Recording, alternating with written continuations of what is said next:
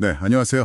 오늘 심층 분석 시간에 오신 걸 환영합니다. 안녕하세요. 오늘은 저희가 공유받은 자료들을 좀 깊이 들여다보려고 하는데요.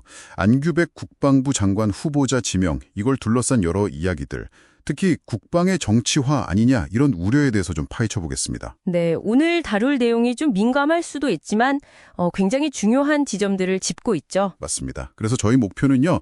이 안 후보자 지명 관련된 핵심 쟁점들, 이게 과연 뭔지, 그리고 이게 왜 민주주의 국가에서 군의 역할, 또 문민 통제 원칙, 이런 아주 기본적인 것들에 대해 다시 생각하게 만드는지 그 배경을 좀 이해해보는 겁니다. 네, 좋습니다. 바로 시작해 볼까요? 네, 그럼 어디서부터 시작할까요? 역시 문민 통제 이야기부터 해야겠죠. 그렇죠.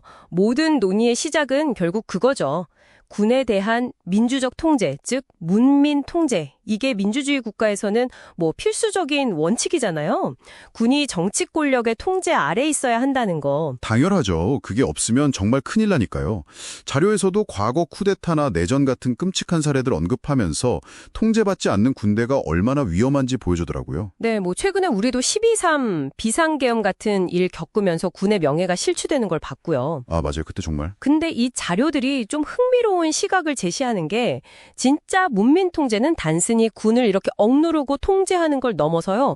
오히려 군을 특정 정치 세력의 입김이나 외압으로부터 보호하는 방패막의 역할을 해야 한다는 겁니다. 아, 보호막이요? 그건 좀 다른 시각인데요? 네.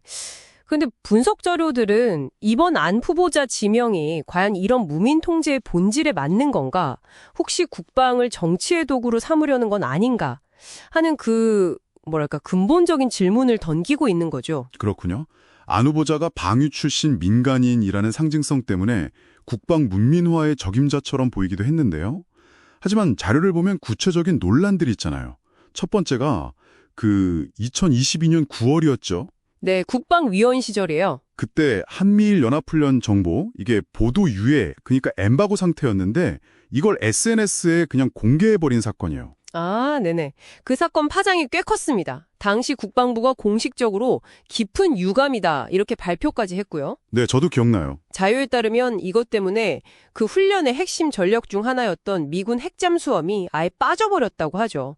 이게 그냥 정보 유출이 아니라 동맹 간의 신뢰 문제, 또 군사 보안에 대한 후보자의 기본적인 인식까지 건드리는 문제로 번진 겁니다. 사실 안보 정보라는 게 얼마나 민감합니까?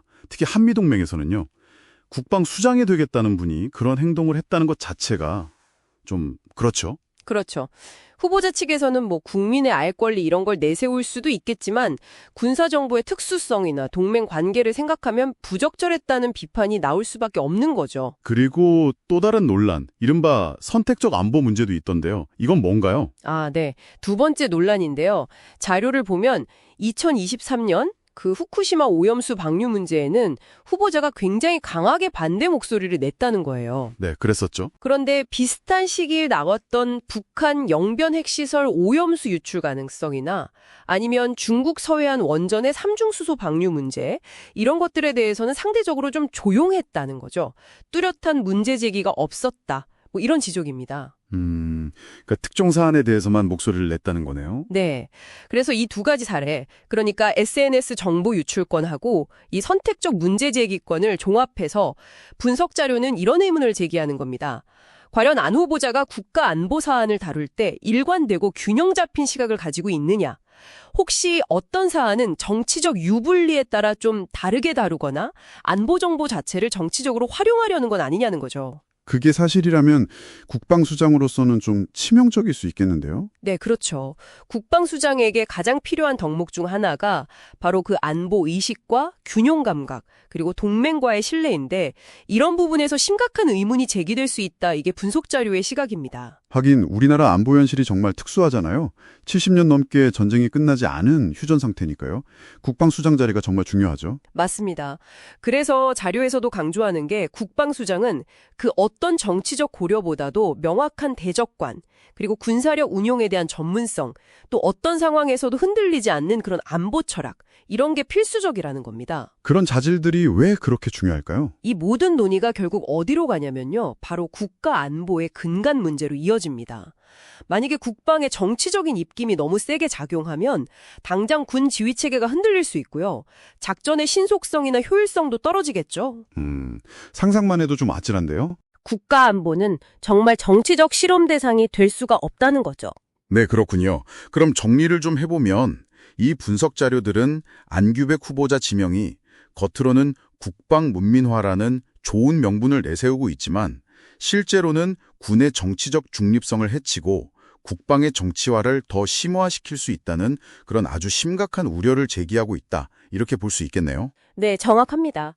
특히 과거 행적들을 보면 국방수장에게 꼭 필요한 그런 핵심 가치들, 뭐랄까 덕목들과는 좀 거리가 있어 보인다는 지적인 거죠. 그럼 진정한 문민 통제는 어떤 방향으로 가야 할까요? 결국 핵심은 군의 전문성을 존중해주고 군이 불필요한 정치적 간섭 없이 본연의 임무에 집중할 수 있도록 보호해주는 데 있다고 봅니다. 이 분석 자료들도 그래서 이번 인선이 우리 안보 전체에 미칠 영향을 고려할 때 정말 철저하게 검증하고 또 앞으로도 계속 지켜봐야 한다. 이런 제언을 하고 있는 거고요. 네, 알겠습니다. 검증과 감시가 필요하다는 말씀이시네요. 네.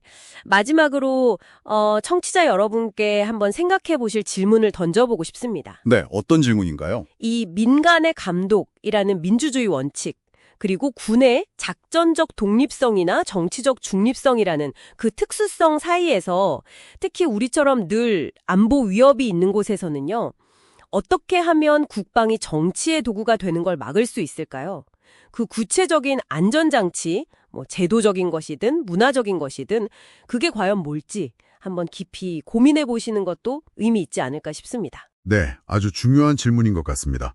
오늘 심층 분석은 여기서 마무리하겠습니다. 함께해 주셔서 감사합니다. 네, 감사합니다.